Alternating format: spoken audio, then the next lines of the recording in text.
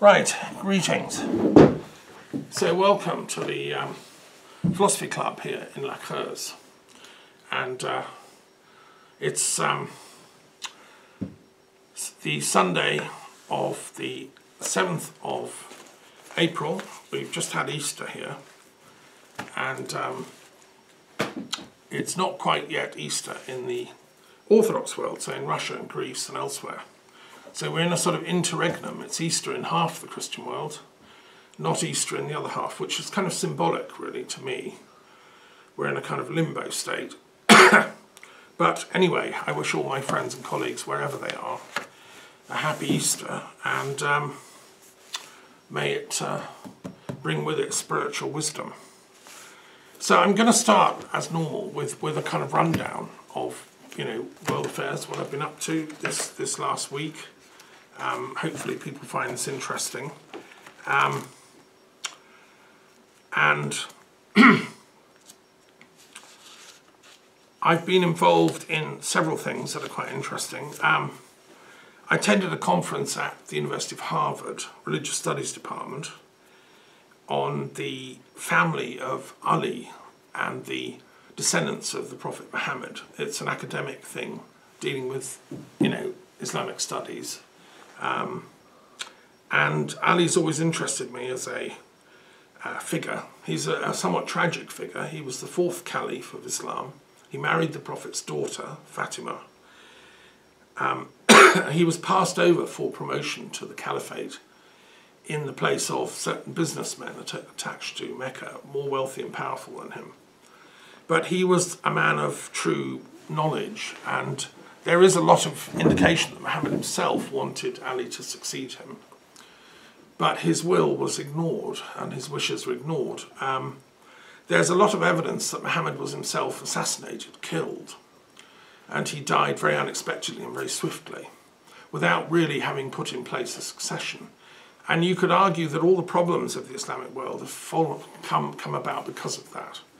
Had Ali succeeded, had Muhammad lived another 10 or 20 years happily, he was only in his early 60s when he died, which is, okay, for those days it was quite reasonable, but had he lived longer, I think Islam would have been a much more spiritual religion, much less about military conquest and profiteering, and it wouldn't have fallen into the hands of the kind of, the kind of characters that people its pages.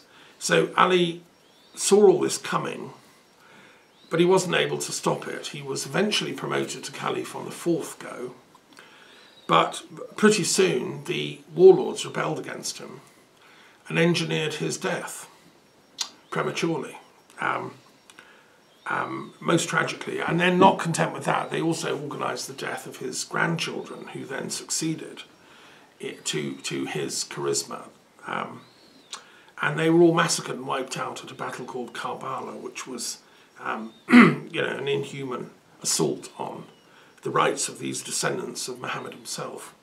So anyway, all this is known about in history and by the Shia historians particularly, who predominate in the Central Asian world, in Iran and other regions associated with Iran that speak Iranian languages. They adopted Shiism and regard Ali as the kind of martyr. So anyway, it's very interesting to hear some research into all this by a contemporary historian. And I've gone into all this in depth because of my commentary on the Quran, which took me 10 years and which I spent a lot of time working on. And I went into detail of every line of the Quran. I did the Quran commentary in a chronological order, which has never been done before, to my knowledge. And then when I was doing it, just towards the end, I discovered that Ali himself had a chronological copy of the Quran. He was there when most of the verses were revealed. He knew Muhammad, revered him as a prophet, and had kept a chronological sequence of the verses. Now that has gone missing. It's lost. When Ali died, his papers, his documents were kind of, destroyed. Some were handed down in secret by his close companions, the Shia. For all I know, there's a chronological copy of the Quran written by Ali hidden in a library in Qom or somewhere in Iran? If so, please let me know. But I used modern historical scholarship, which have worked out roughly the chronological sequence of the Quran's verses, the surahs. But it'd be nice to have Ali's actual copy. He was there, he would know. So I was doing that. Then I also attended and chaired the World Peace Gardens Network, which is an important network for people with gardens who want peace, who believe that gardening is part of the key to peace. A garden is the image of paradise in the Zoroastrian, Christian, Islamic faiths and Jewish. We're not living up to it. We've been destroying gardens. The Russian attack on Ukraine has destroyed countless gardens and sacred sites, and still doing so. And the assault on Gaza by Israel has utterly destroyed, Gaza, which used to have many gardens, market gardens, and it was a civilized place. Now it's in utter ruins. So we discussed all this on the World Peace Gardens Network. And I'm pleased to say that in this week, Israel has finally kind of begun to relent in its ceaseless attacks on South Gaza. They seem to have withdrawn their troops to the north of Gaza. They seem to have heeded Biden's warning that they, must stop killing civilians, which they've been doing with absolute impunity for nearly 6 months. 33,000 have died, many of them civilians, most of them women and children, in an unprecedented slaughter, which amounts to genocide according to the International Court of Justice. Or certainly it looks like genocide, and many people realise this. I think Biden has finally woken up, but it's ironic it took a local chef in Washington, a celebrity chef who organised World Kitchens to distribute food in Gaza as a charity, and their aid workers were killed, targeted by the Israelis. And that's what's caused the rethink by Biden, like, this is not good, this cannot go on. I think he's put his foot down. And Netanyahu, who's been acting as if he is, beyond any kind of law or rationality, has finally realised the writings on the wall. So, watch this space. I hope sincerely that this isn't just a pretext, that Netanyahu doesn't think, oh, well, they're all fooled, I'm going to launch my assault after all. And of course, the fact that he's withdrawn troops from the south doesn't mean he can't then bomb it with drones and carry on massacring. So I'm still watching that with alarm. And I lament every single person that died in this carnage on the Israeli side as well as the Palestinian side. But there's a vast, disproportionate amount of killing being going on by the Israelis. Also this week I've noted and taken cognizance of the fact that in the media it's now been discovered there's a particular robotic artificial intelligence machine called Lavender, crazy name, which has been responsible for the mass bombings of Gaza. And they've lowered the protocols of this so that if somebody is suspected of being a Hamas person and they just go to their daughter's birthday party, or they're suspected of being there, and there's 15 or 20 children and parents at the birthday party, the robotic intelligence will automatically launch rocket fire to destroy the entire house and kill all the people at the party, because it's suspected there's one Hamas guy who may or may not actually be there. Now, normally, when, for instance, America attacked Iraq, the protocols were much higher. They had to have visual sighting of the actual, guy they were going for, and they had to have, definite proof that he was in the building before they would attack. And even then, I think they weren't allowed to attack if there was going to be too many civilian casualties. But Israel's torn up the book on that. And this Lavender AI system has been put down to its, kill anything that looks like a Hamas guy and forget about the collateral damage, forget about the civilians. And I think Biden has finally realised what Israel's been doing all this time, because it was because of that they killed these aid workers. Because somewhere up the chain, somebody saw somebody getting into a car, thought they had a gun, therefore they must be Hamas, therefore we can kill everyone in this convoy. Actually, it wasn't a gun, it was a bag. So, I think there are many lessons to be drawn from this, that AI is not fail-safe. We can't, hand over responsibility for our ethical decisions to robots, computers, and AI. It doesn't have ethical intelligence. We humans have to take charge of our reality. Yes, by all means, we should use AI to empower our outreach, but not to derogate our moral duties to one another. So this is, a sobering lesson for all of us, I think. It's just tragic that 33,000 Palestinians have had to die as a result of this mistake. And one of the ironies here is that Israel prides itself on artificial intelligence. It exports software like Pegasus and things to many countries around the world, spy tools using AI to be able to listen in on people's phones. And, even at cabinet level, the French cabinet, Macron, they were secretly being spied on by Israeli software. And it's happened all around the world. And Israel's proud of its intelligence, that it can create this AI stuff. My concern is that, okay, fine, but what about the moral intelligence? I say there should be human intelligence given as much priority as artificial intelligence. And then I would also argue we need to plug into divine intelligence, which is where moral guidance comes from. The great prophets and teachers of humanity, Moses, Jesus, Abraham, Buddha, Mahavira, these were teaching moral intelligence. And we can ignore their wisdom at our peril. Otherwise, we'll all just end up in a shell-shocked Gaza-type situation where every city's turned to rubble if we leave it to the AI people. So then I also attended a meeting online for the independent panel for monitoring India's elections. I'm a neutral academic interested in democracy and bolstering democracy. So no, I'm not neutral. I believe in democracy, and I believe in ensuring that these Indian elections are properly and safely enhanced and subject to scrutiny. Many people in India are saying that the electronic voting machines they're using are not safe. They can be hacked. They can be hacked, particularly by the government and its BJP, to sort of fake a result. This is what happened in Putin's Russia just now, where his re-election was a foregone conclusion because he forbade the opposition to stand, and they've interfered with the ballot and so on. So I hope India's not going the same way.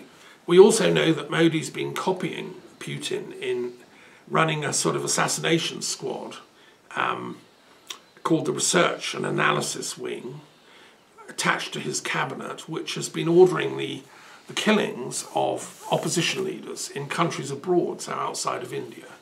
They've killed up to about 20 people in Pakistan. And, they've been killing people in Kashmir with impunity for a long time. And of course, in their mind, any Muslim can be targeted as a terrorist, which is something that Putin believes as well, which is, I think, wrong morally. And it's what Israel believes as well, which is why they're sort of attacking Gaza, because to them there's no distinction between a peace-abiding, kind, loving, normal Muslim and a sort of fanatic terrorist type. They've weaponized the whole thing, and that's what Modi's been doing. It's an intellectual error. And so I'm part of a panel of experts that have been monitoring the elections. We issue a weekly bulletin about issues. Something that I find very disreputable is the Prime Minister of India is arresting opposition leaders and having his Inland Revenue pursue them for tax issues, which are fake, made-up stuff. But it puts them in a state of fear, so they daren't say boo to a goose or campaign. And this is the sign and hallmark of a totalitarian ruler. Is India really wanting to go back to that? I mean, I love India. I've been there many times. I've taught there. I have many Indian friends. And the people I associate with are appalled at this. So let's hope that this panel, the independent monitoring panel, can shed some light on this. The Electoral Commission in India should be more robustly defending the rights of voters to ensure that their vote counts. So I'm researching this, and I've been involved in discussions with colleagues about it. And then also on Saturday, yesterday, I attended a book launch by my colleague Sam Pitroda, who is an Indian intellectual and entrepreneur. He lives partly in India and partly in America, in Chicago. It was his genius that actually wired up India for the electronic revolution of the internet. And he made, the then ruler of India, the president, Rajiv Gandhi, realize that India should have a sort of supersonic highway towards electronic investments, and they put in phone lines and internet cables and all kinds of things, which lies underneath India's great superpower status as an internet giant. Many of the jobs in Europe were offshored to India because they had such great facilities. So if I'm in Britain, I ring BT, I get an Indian guy in Hyderabad telling me how to operate my phone system. That's great, I don't have a problem. But what Sam has a problem with is the threat to democracy that this causes, because it depends who controls the internet and who controls the information that is shared on the internet. And he's written a very important book about the threats to democracy going on at the moment, not just in India, but also in America, where we have Trump, still causing his chaotic mischief in the background of American politics. And we've had the same problem in Britain with Brexit, which was definitely a false information campaign fueled and funded largely by Putin and his allies to destabilise the European Union. And that was only really shared publicly later. And even today, the Conservative Party tried to redact the information, tried to clamp down on it. Boris Johnson knew this, but just ignored it. I regard that as treason, and it was a betrayal of Britain's interests and the European Union's interests. So anyway, democracy is dear to my heart, both in Britain and in India and America and here in France, and wherever else it's holding forth. So that was a really good book launch. We heard some good talks by Indian thinkers. And so that's kind of a little glimpse of what I've been up to.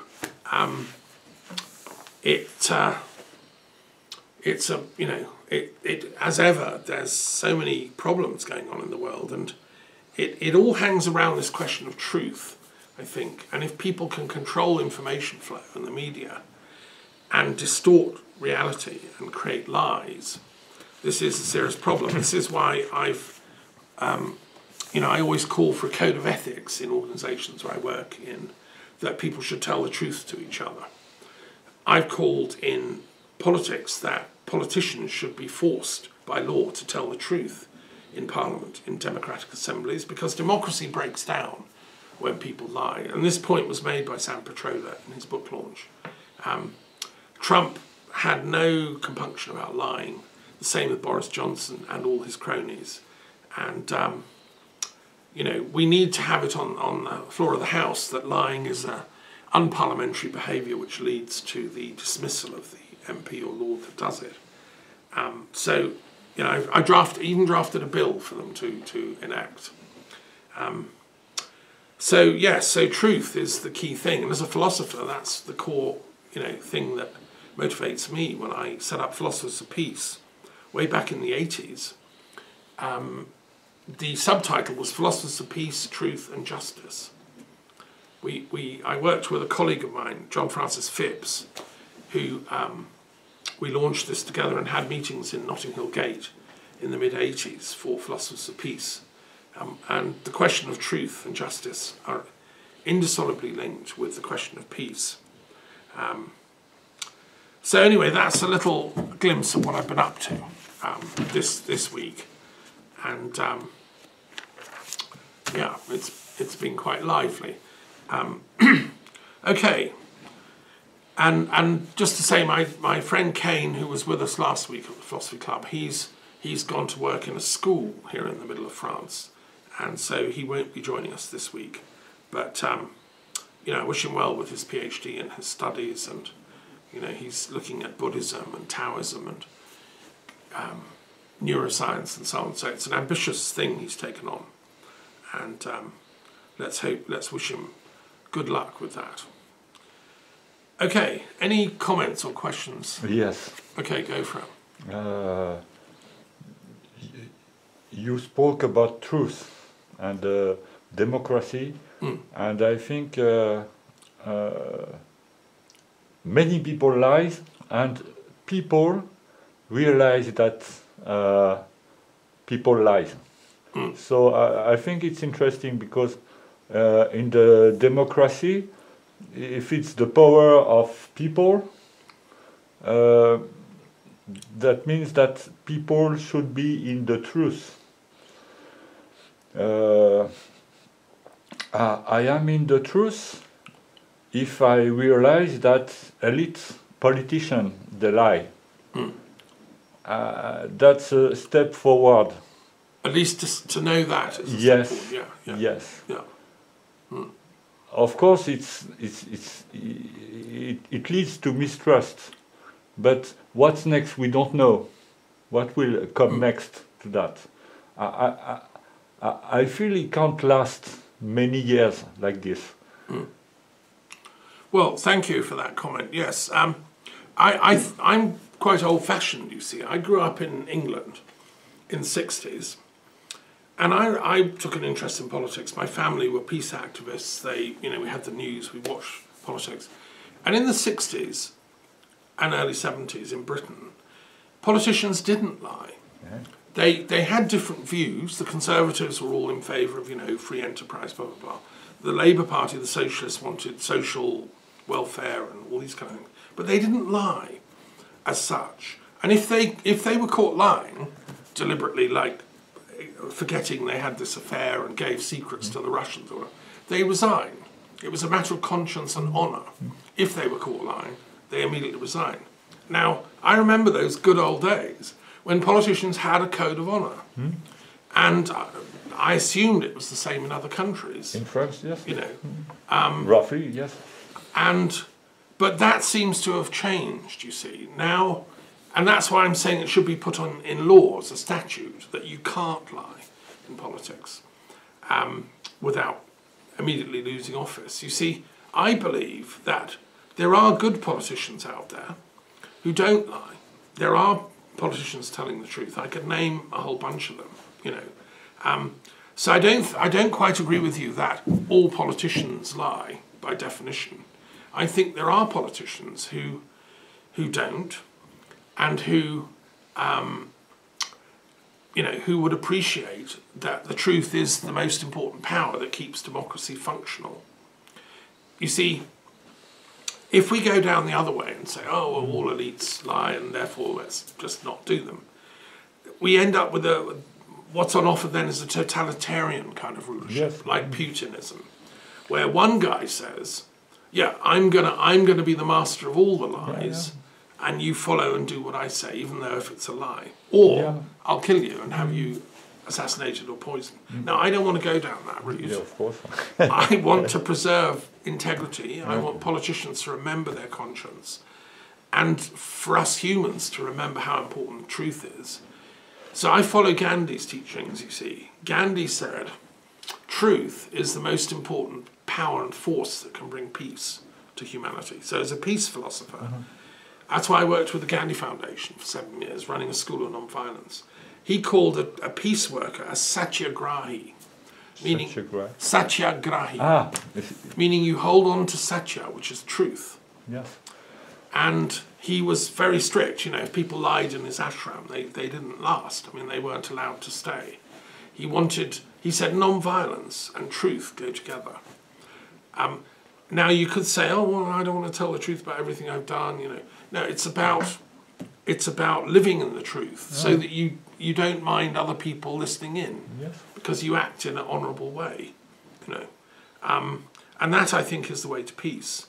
The other thing I would say is that the Zoroastrian religion had this in its worship of Ahura Mazda, the Lord of Wisdom in ancient Persia, because they say the force of evil, Angramenu, his weapon is druj, which is the lie. The devil, or Angramenu, he can ruin humanity by lies. And if you think about it existentially, this is why truth is ontologically so important. Because if people lie, the whole of society dissolves, you know. So that's why it's so important to me, this link between truth and lies. But, you know, many people in elite positions of power do lie, you know, and it's shocking. But we have to call them out on it. We the people. Yeah. Yeah, it's not only the problem of lying, it's the problem of the last 30 years. We see a kind of different of interests, side of the people and side of the politics. So there is a mistrust going on. Well, of course, there is the interface of media, which is very important. Yeah. But what I loved about a commentary on Indian people is as they are attached to truth. If you are a thief, a voleur, A thief, yeah. yes, Yeah. no problem. It's functional. You're a thief. That's your job to steal. You Right, see, right. I think it was presented as not a problem, and Well, I would say it is. because yes, of course it is. But after, beside that, you have the police, you have the judge. So all is running well because the fifth, if he is caught, he has problem with the police and the judge. Everybody is doing his job, and the society is working well. I'm not quite sure what you're saying. You're saying that, in your view, Indian philosophy is fine with thieves Yes, because it's all just karma and they're having to do that. it's the fact of not denying reality.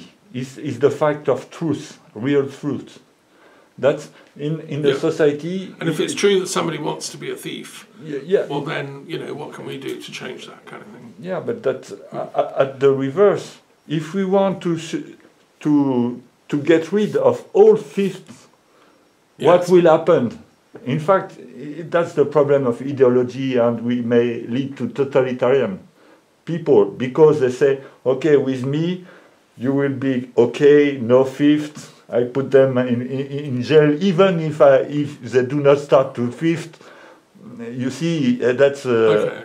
Well, that's a huge discussion. yeah, I'm sorry. No, it's very interesting. And I used to teach in Sherwood Forest in Nottinghamshire, in England. I taught at Sherwood Hall School. And I went there for the job as head of humanities and philosophy because of Robin Hood. And like all the children growing up in England, we love Robin Hood. He's our hero. So the idea of the noble thief who steals from the rich to give to the poor is part of the mythology of the poor and oppressed in every country. Most cultures have a Robin Hood figure. There's probably one in France. Yes. Who is the Robin Hood of France? I don't know. Arsène Lupin. Arsène Lupin. Oui. Il existe comme réalité ou un mythe? I think it was a kind of books. Okay, so he stole from the rich, Yes. gave to the poor. Yes. Yeah. So we all love that, you know. So I'm not gonna. It's a difficult one ethically, you know, because you can argue Stalin was a Robin Hood figure when he started his career in the Caucasus. He was a bandit, a thief. And using violence. He did it for the Bolsheviks, but he would kill people, he would blow up things, and he would steal the money and send it to Lenin, you know. And he was ruthless. He was a really good thief. And then, you know, and then of course he carried on. And for him, the Bolshevik state was an excuse to do robbery at large. And the peasants had no right to their materials, so he ends up stealing the grain from Ukraine, causing a famine which kills 3.9 million people. Right. Now, you know, at a certain point, we have to draw the line under romantic thieving and say, okay, you know, like Robin Hood, fine, but like stealing the grain from Ukraine is going too far. That's no longer romantic. He's no longer a hero. And where do we draw that line? You know, I find it easier just to go with the Mosaic Judeo-Christian command, thou shalt not steal.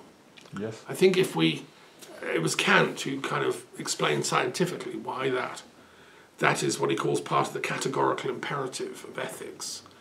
That, you know, I mean, I can see there might be times where there's a blurred line. Like if my wife's dying of cancer, I know there's a medicine in the local pharmacy which can save her, and it's shut. I break in, I steal the thing, you know, I go back the next, and I save my wife's life, and I go back the next day and apologise and pay for the window. That would be ethical stealing, you know. But what Stalin did, I don't think was. And as for Robin Hood, well, you know, I think he's part of the mythology of this problem, which is philosophically very interesting. I'm working on a novel that involves Robin Hood. I won't say any more at the time being. Okay, well, look, thank you. That's, yeah, but I think the point of the link between truth and non-violence is very interesting. And as someone that loves the Jain tradition, they also make this plain.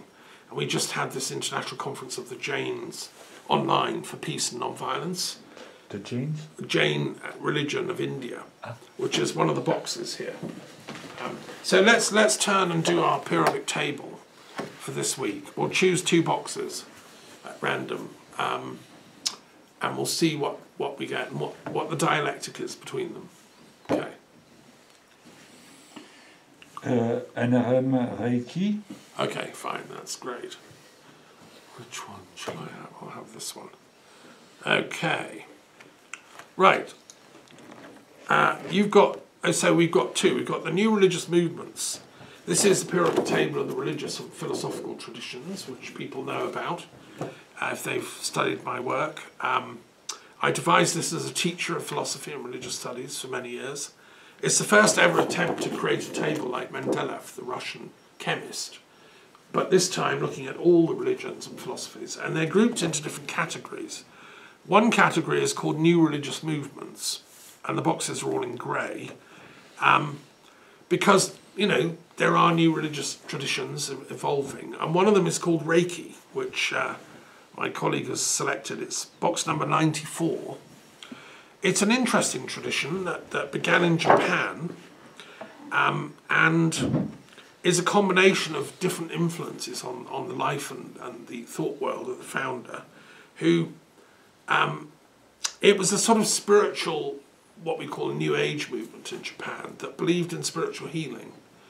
The fundamental idea is that the energies of the human body can be healed, both mentally and physically, through doing certain passes and signs and gestures and channeling the universal energy, which is called chi or ki.